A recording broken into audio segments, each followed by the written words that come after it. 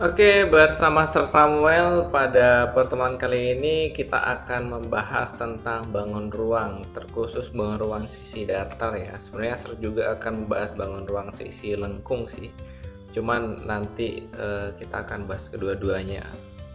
Untuk fokus materinya kita akan pelajari bangun ruang sisi datar untuk pada pelajaran tema 7 ini ya. Dan pada pertemuan kali ini kita hanya membahas batas teori-teori tentang bangun ruang sisi datar. Jadi pada pertemuan ini kita belum membahas sampai di rumusnya ya, tapi masih membedakan mana yang bangun ruang sisi datar, mana yang bangun ruang sisi lengkung seperti itu, atau yang tidak datar. Oke, kita masuk pada tahap yang pertama.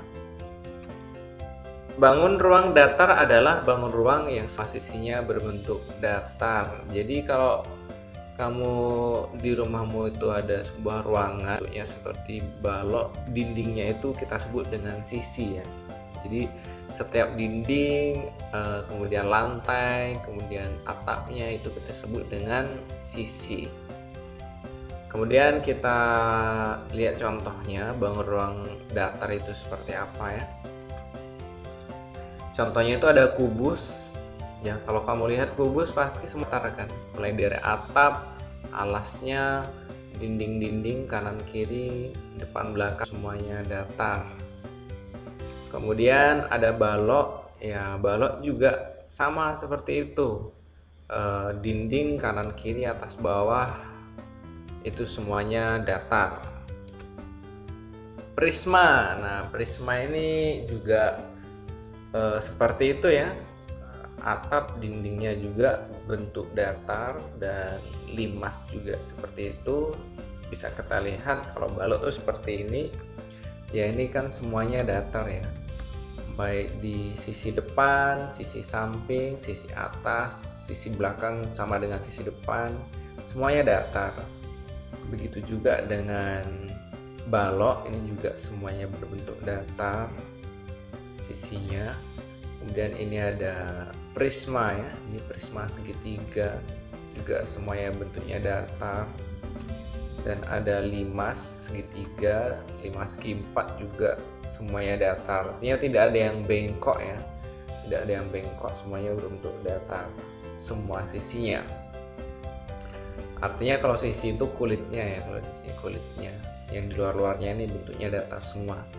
Nah itu adalah contoh-contoh bangun ruang datar. Tentunya masih ada lagi ya beberapa contoh lainnya, misalnya prisma segi 5, prisma segi 6, lima segi 6 dan lain-lain. Tapi di sini ya hanya mewakili kubus, balok, prisma dan limas.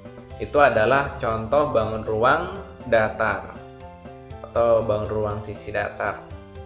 Kemudian kita juga akan bedakan antara bangun ruang datar dan bangun ruang yang tidak datar atau bangun ruang lengkung seperti contoh ini.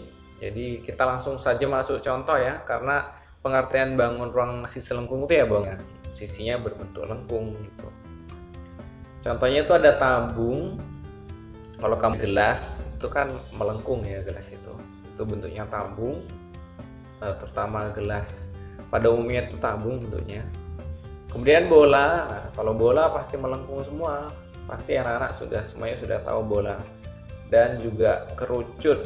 Nah bagi yang belum kerucut, kalau topik ulang tahun tuh ada yang kerucut, itulah kira kerucut. Dan saya juga akan berikan gambarnya kalau tabung seperti ini ya. Nah ini kan melengkung ya, melengkung tuh membengkok seperti ini. Kemudian ada bola, nah kurang lebih seperti ini. Ini yang terbuat titik-titik ini artinya dia ada di belakang, garis belakangnya. Kemudian ada kerucut, topi ulang tahun Ibu Peri dan Nenek Sihir. Nah, kira-kira topinya juga bentuknya seperti kerucut. Jadi itu adalah contoh bangun ruang sisi lengkung tuh seperti ini, ada tahap. Tentunya masih banyak lagi contoh-contoh. Rumahmu pasti banyak ya contoh-contohnya misalnya juga, dan pasti ada lengkung kemudian misalnya botol obat, misalnya tempat botol penyimpanan alkohol untuk kesehatan, bentuk AC-mu, macam-macam, ban motormu atau ban mobil itu bentuknya lengkung semua. Jadi masih banyak lagi contohnya, tapi di sini ada hanya 3 yang saya tulis dan ini mewakili, yaitu bentuk tabung seperti ini, bentuk bola, dan bentuk kerucut. Oke, jadi itulah bedanya bangun ruang sisi datar dan bangun ruang sisi lengkung. Bahkan kita sebelumnya sudah belajar juga ya, bangun datar itu sangat jauh berbeda dengan bangun ruang. Kalau bangun datar tuh ya hanya 2 dimensi, artinya hanya sebagai gambar saja.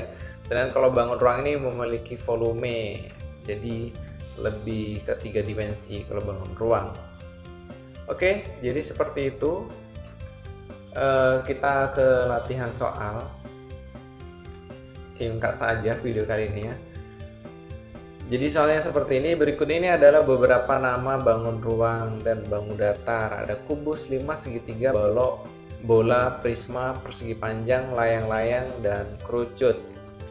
Yang jadi pertanyaannya kan pernyataan tersebut yang termasuk bangun datar adalah, jadi kamu harus pilih yang termasuk bangun datar itu mana. Contohnya segitiga, ini cuma contoh ya.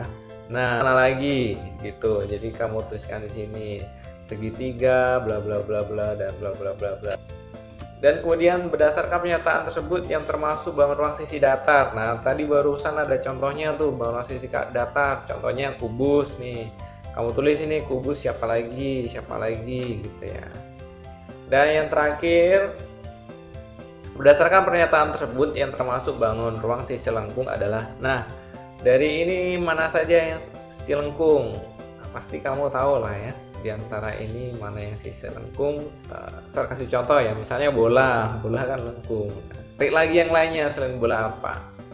Oke, berikan jawabanmu dengan jelas dan jangan lupa kirimkan ke WA sampai mau lihat juga kemampuanmu setelah kita mempelajari berbagai bentuk ya, baik itu bangun datar ataupun bangun ruang. Terkhusus hari ini kita sudah membahas contoh-contoh bangun ruang sisi datar dan bangun sisi lengkung. Oke, sampai di sini pertemuan kita kali ini. Semoga anak-anak semakin walaupun masih di tengah pandemi. See you everybody and God bless you my students. God bless you, bye bye.